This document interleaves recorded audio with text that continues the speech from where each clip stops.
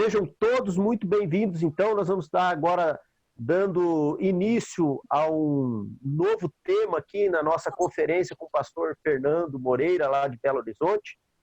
E todos vocês que vão estar nos ouvindo aí pela internet são muito bem-vindos. Nós queremos, então, dar início agora ao tema escatologia, tá bom? Que Deus abençoe, que Deus nos dê clareza de entendimento, que o Espírito Santo esteja com todos nós, nos guiando e também guiando aí o pastor Fernando. Que Deus abençoe a todos. Eu vou falar um pouco e deixar também abrir para vocês, porque é sempre enriquecedor, tá? Para não ficar uma coisa cansativa. Então, nós vamos falar um pouco sobre escatologia. Eu quero, para a gente iniciar esse assunto, definir alguns termos comuns em relação ao assunto que nós vamos estar ministrando.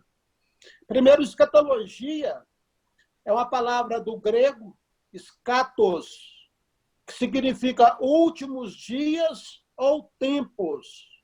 Então, logia é estudo, escatologia, então, seria o estudo dos últimos dias ou tempos. É o que significa escatologia, do grego skatos, que significa últimos dias ou tempos. A palavra Apocalipse, que nós temos no nosso Novo Testamento, o último livro, vem do grego também Apocalipsis, que significa revelação ou tirar o véu. Por isso que as Bíblias em inglês, elas já vêm com o título de revelação. A Bíblia inglesa chama Apocalipse de o livro da revelação, porque Apocalipse tem esse sentido de revelação ou tirar o véu. Existe uma outra palavra também que é usada em relação à questão dos últimos dias, da vinda do Senhor, que é a palavra parousia. Essa palavra parousia, no grego, significa vinda ou presença, significando a volta do Senhor, presença ou vinda de Cristo. Então, quando você ouvir o termo parousia, significa a vinda do Senhor.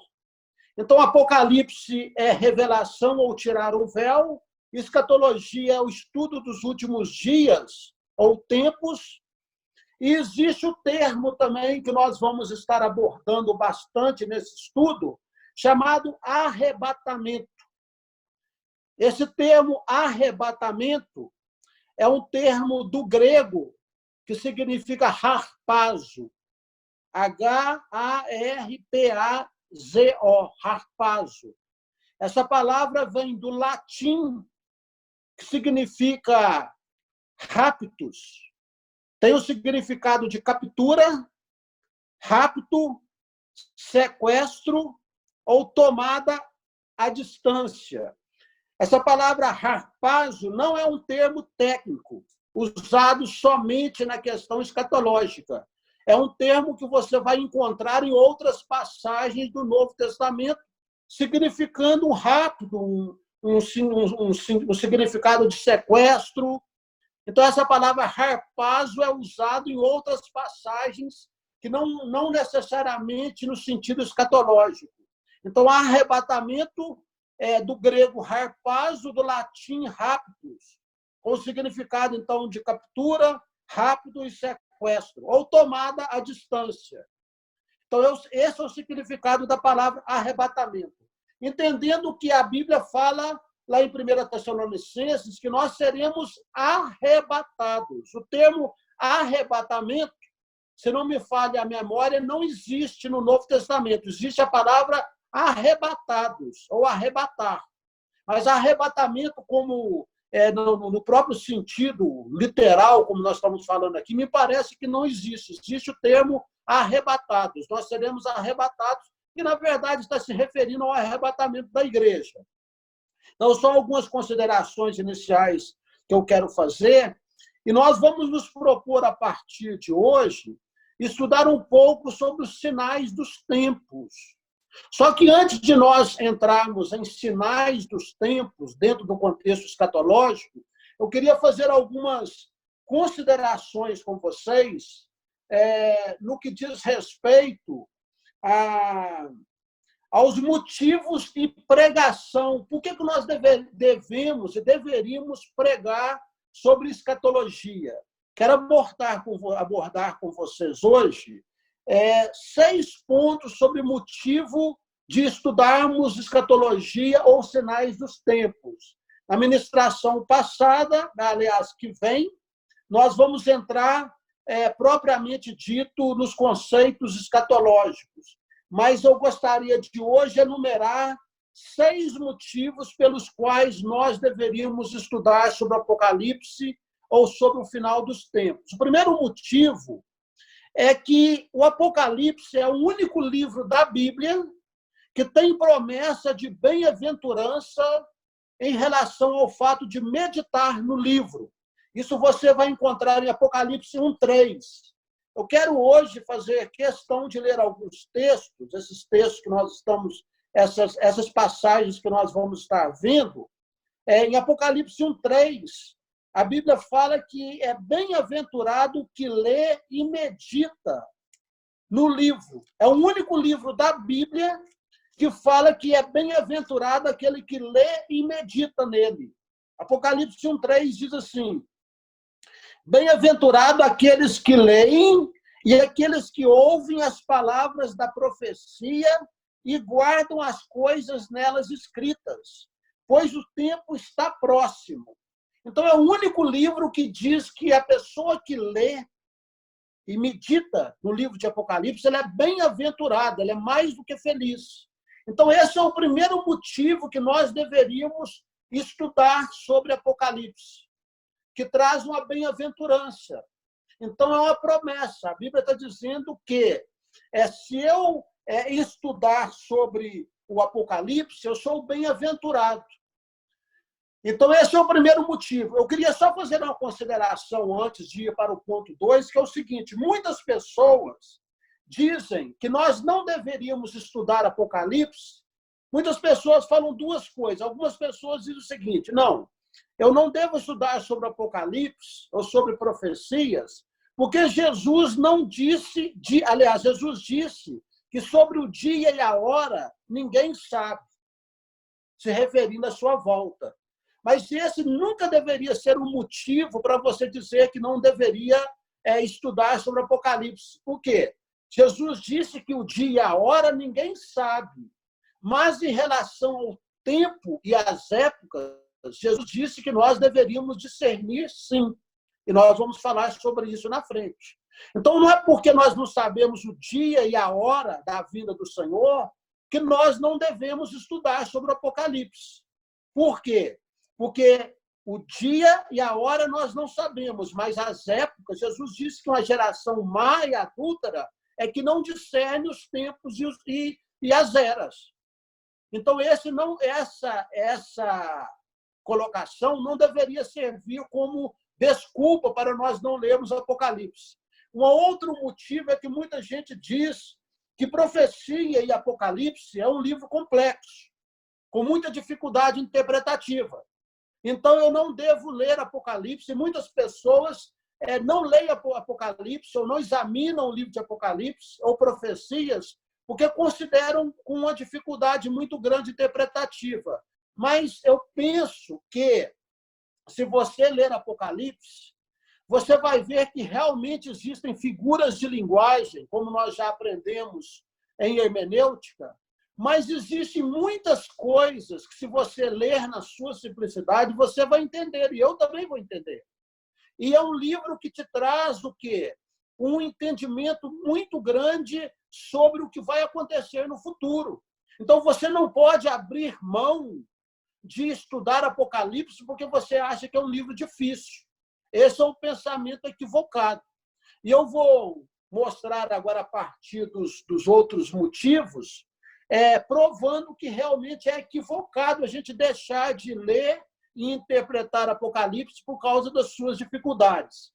Porque o segundo motivo que eu vou dizer aqui agora, que nós devemos estudar, refuta o que nós falamos anteriormente aqui agora, que é o seguinte: por que nós devemos estudar Apocalipse? Porque fala a respeito de um tempo de singularidade e eventos como nunca houve na história da humanidade.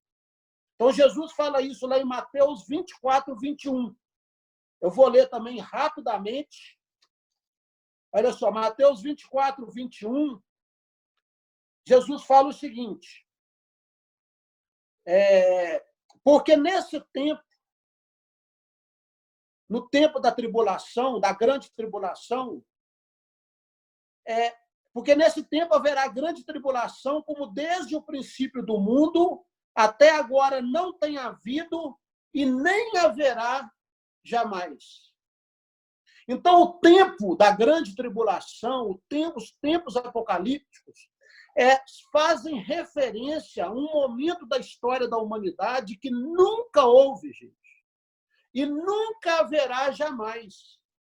Então, isso é suficiente para que eu tenha, no mínimo, a curiosidade, vamos dizer assim, de estudar Apocalipse. Porque é um tempo singular.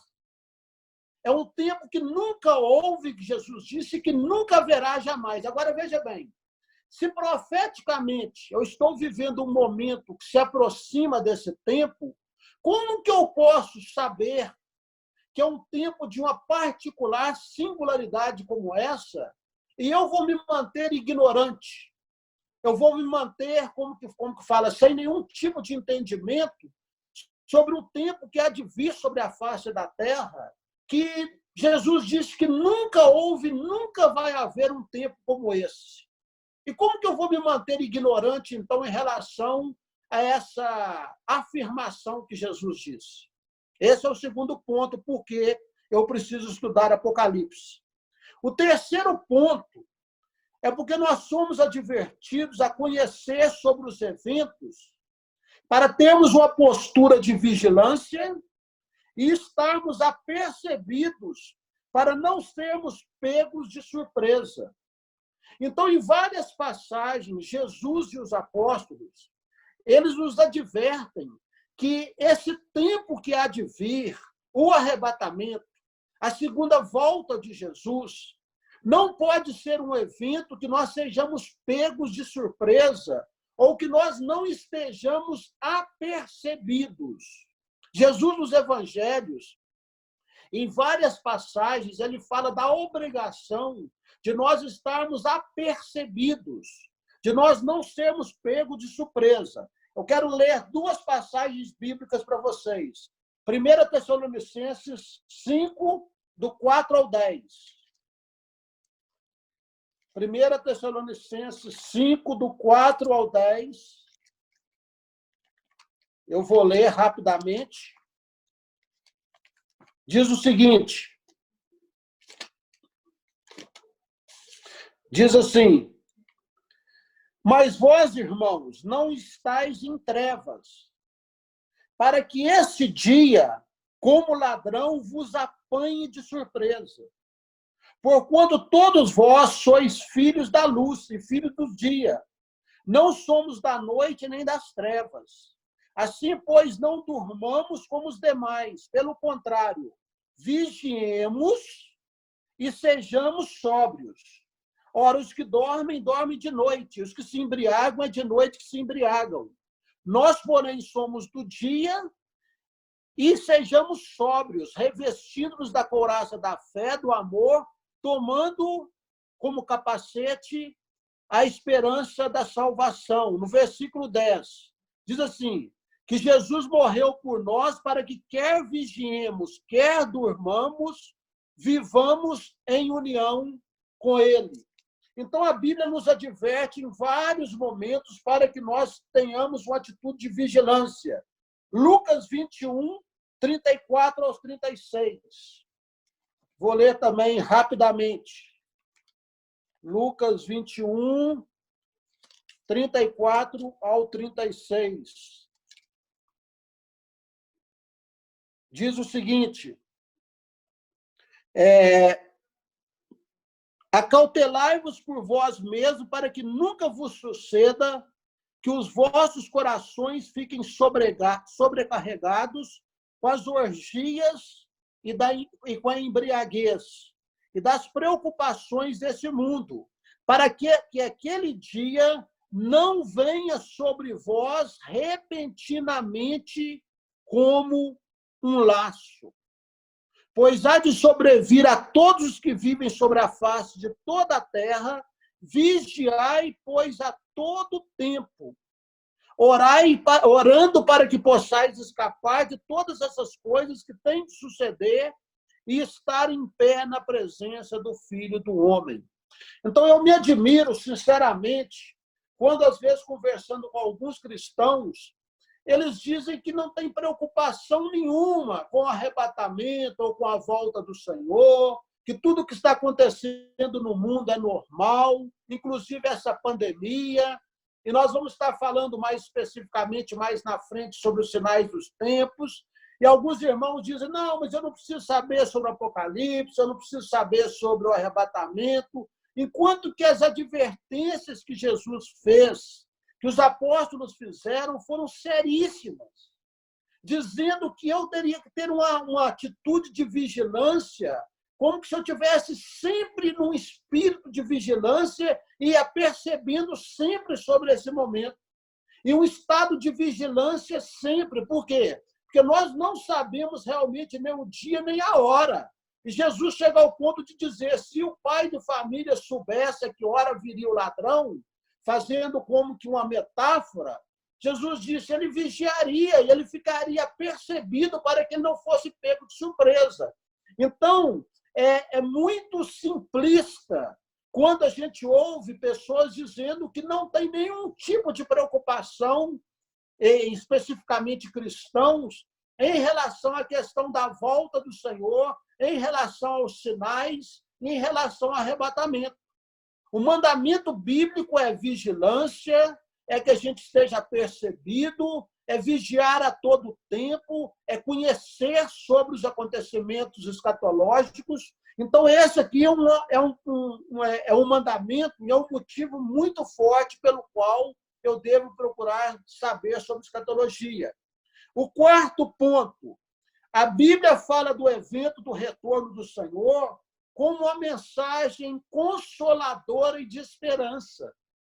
Então, quando nós deixamos de estudar Apocalipse, quando nós deixamos de estudar profecias escatológicas, nós deixamos de trazer para nós mesmos uma mensagem de conforto e de consolo.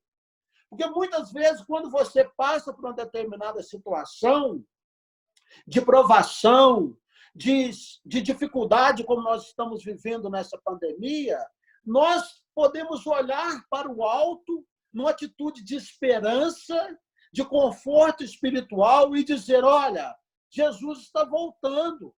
Não simplesmente para resolver os meus problemas pessoais, mas ele vai voltar para redimir a terra, para trazer um novo conceito de paz ao mundo.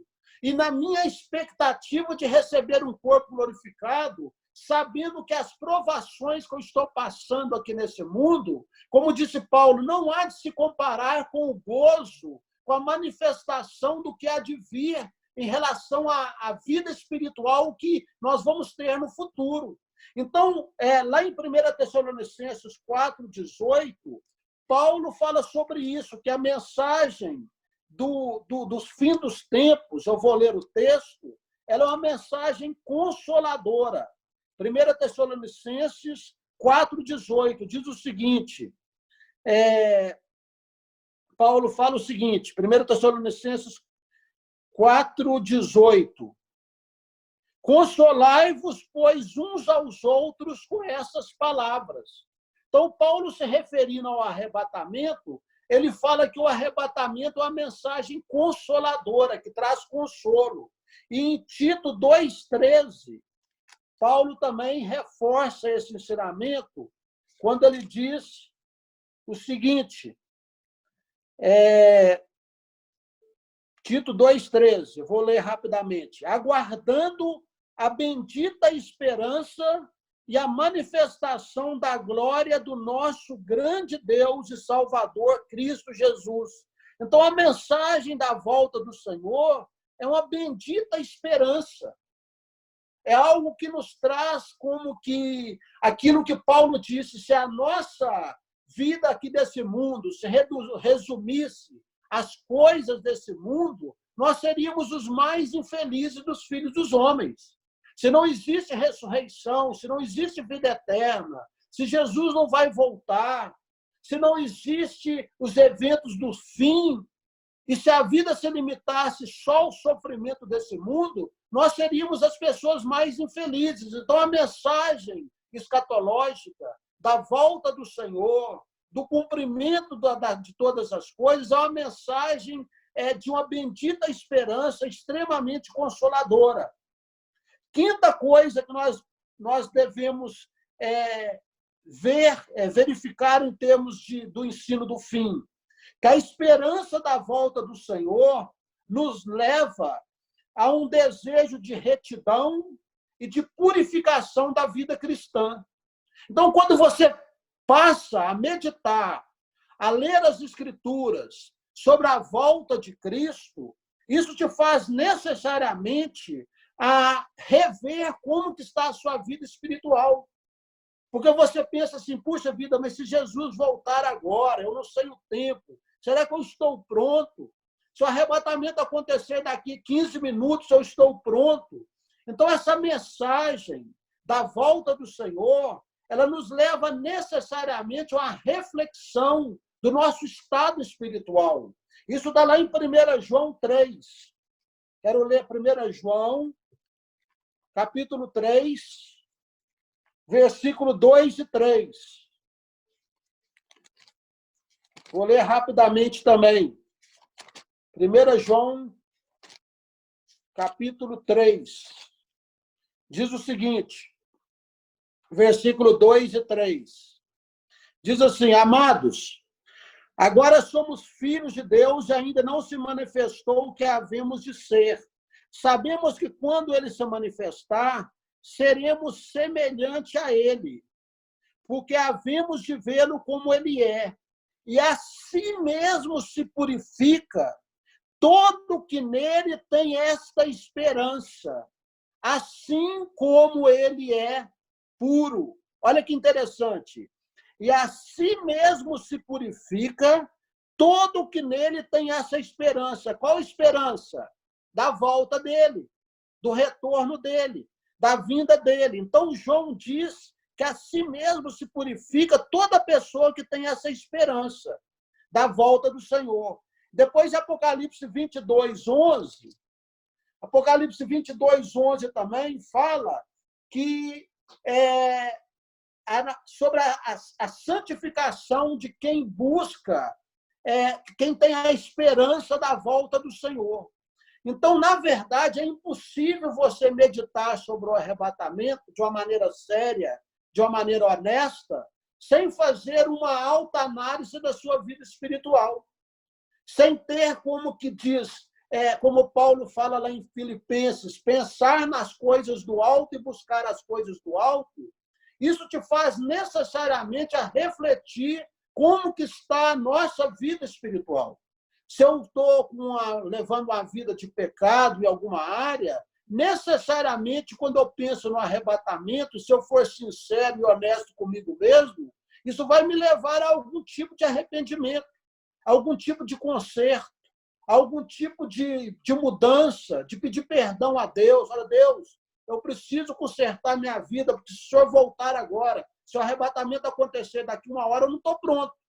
Então, necessariamente, a reflexão sobre o Apocalipse nos leva a essa postura. Agora, é impressionante nós notarmos, gente, que na internet hoje possui muitas mensagens do Apocalipse, sobre o arrebatamento, sobre a volta do Senhor. Mas na igreja como um todo, como nós estamos falando aqui sobre igreja, a mensagem do Apocalipse, a mensagem do arrebatamento, é uma mensagem que tem sido altamente esquecida.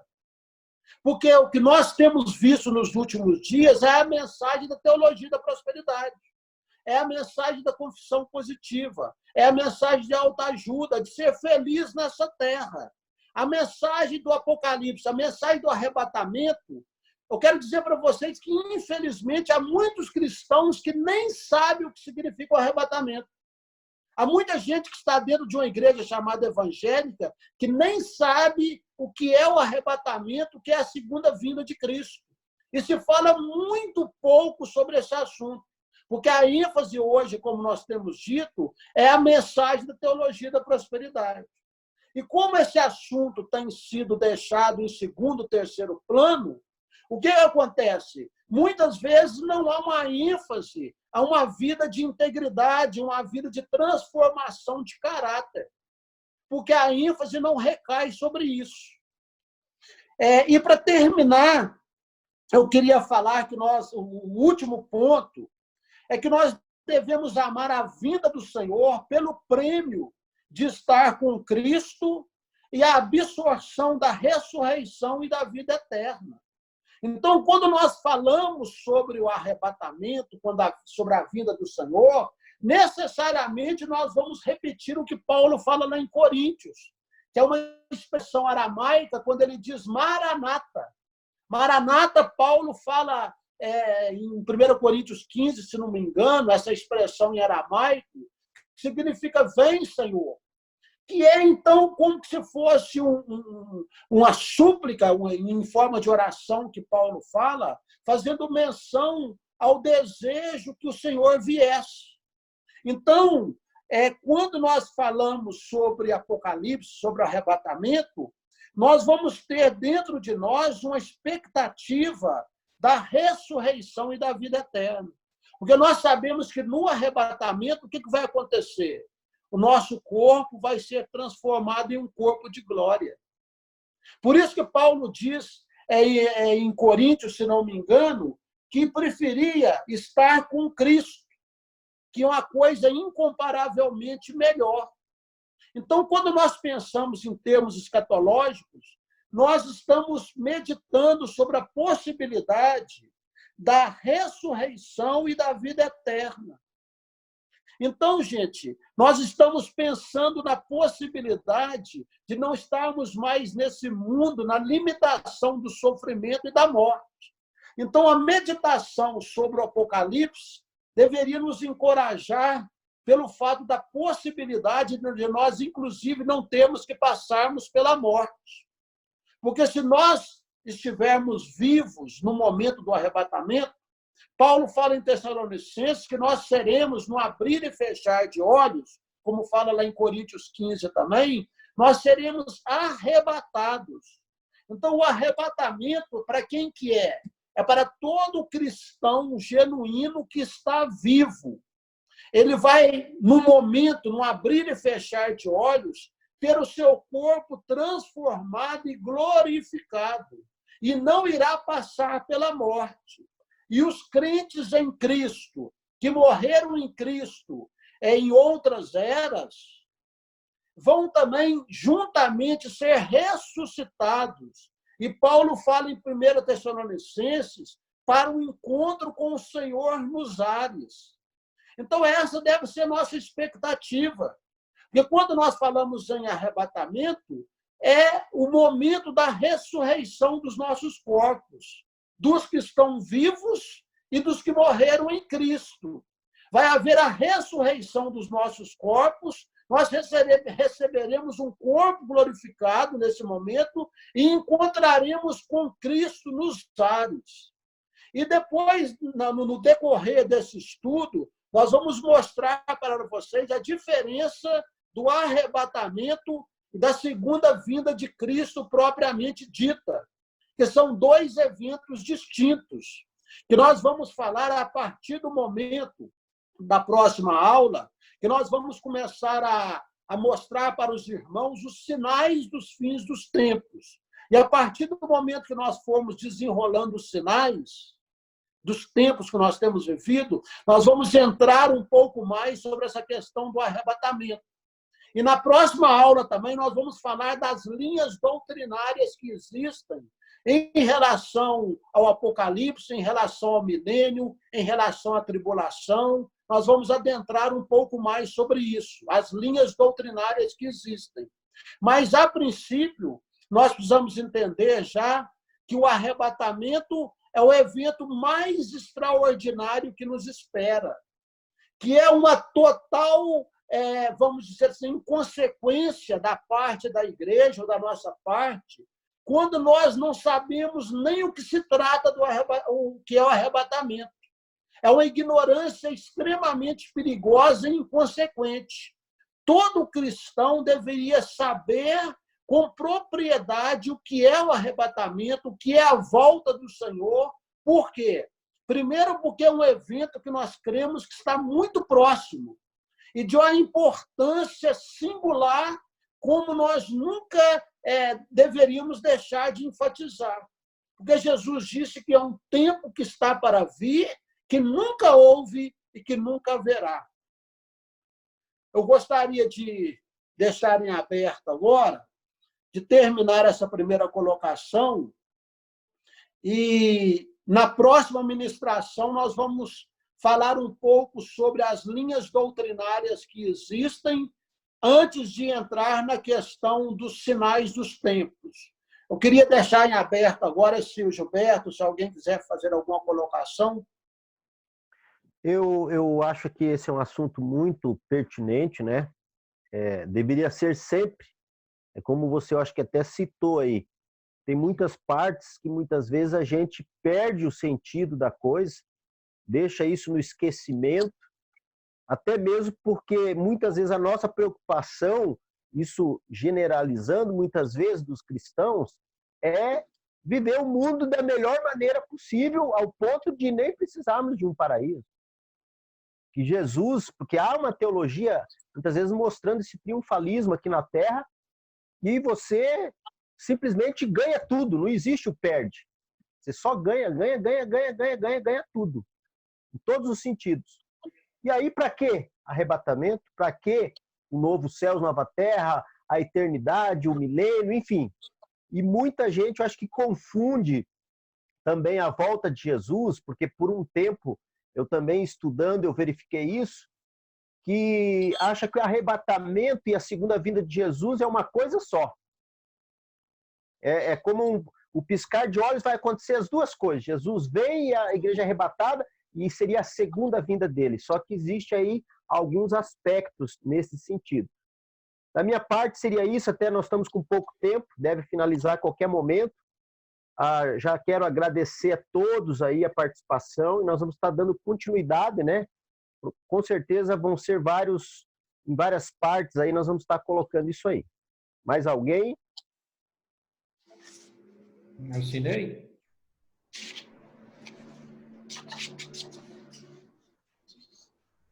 Tá tudo certo.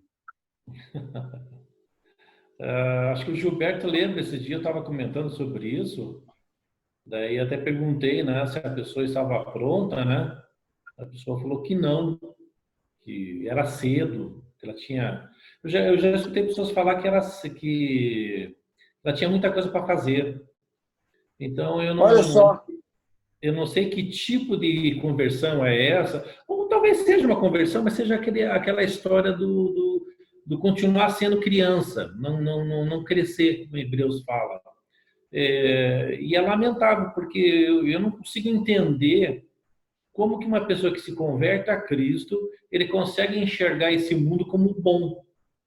Eu não consigo entender isso. Eu não consigo entender que quando a palavra fala que o mundo vai de mal para pior, e as pessoas elas não escutam, não entendem isso e ainda acham que o mundo vai ficar bom, vai ficar melhorar, vai...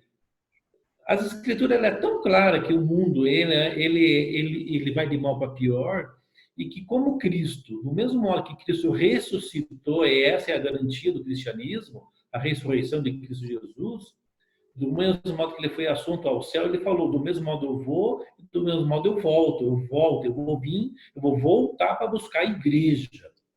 Eu vou vir para buscar o meu povo, o povo de Deus, a nação de Deus. Quer dizer, e isso aí é a esperança nossa. Não tem, qual a esperança que um cristão tem? Em se dar bem, ou sei lá o quê? Não, a esperança é da volta de Jesus Cristo. Não tem. Qual a esperança que um cristão tem, se não for na volta de Jesus? Que esperança que é essa? Ou morrer em Cristo e estar com o Senhor, ou a volta dele. Não tem outra esperança. Qual a esperança? O que nós esperamos, né? Por que nós perseveramos nesse mundo? Pela volta, pela iminência da volta de Jesus Cristo. É isso. Amém. E, na verdade, fazendo aqui um ponto em relação ao que você falou, Edson, na verdade, essa vida é muito vazia, né? Uma ilusão. Então, na verdade, assim, os prazeres, que a Bíblia fala, os prazeres momentâneos desse mundo, são realmente muito, muito momentâneos. E a paz que esse mundo dá é uma paz muito momentânea, muito enganosa e ilusória. Então, a pessoa, o indivíduo, trocar a vida eterna, a ressurreição pelos prazeres dessa terra, é muita falta de bom senso. E um cristão também, que diz o que você falou, que tipo assim, não, eu ainda quero aproveitar mais um pouco, eu também já ouvi isso algumas vezes. Precisa de uma conversão genuína, ou então de uma maturidade. Porque, na realidade, isso também é fruto de um falso evangelho que tem sido pregado. É o evangelho que eu vou comer o melhor dessa terra, que eu não vou ter sofrimento, que o cristão não está em luta. Então, o falso evangelho leva muitas vezes a esse tipo de postura. Só que, como você disse, a Bíblia é muito categórica em dizer que o mundo, Paulo disse, isso vai de mal a pior. E só para a gente fazer um término aqui hoje, se nós olharmos para essa pandemia, nós vamos ver que tudo isso é um prelúdio do que vai acontecer na grande tribulação. Isso aqui é um pequeno sinal, porque a Bíblia diz que Deus vai tirar o prazer da terra. Hoje, meu filho Adriano estava me mostrando aqui na internet uma praga de vespas que tem o poder até de matar o ser humano, adentrando nos Estados Unidos.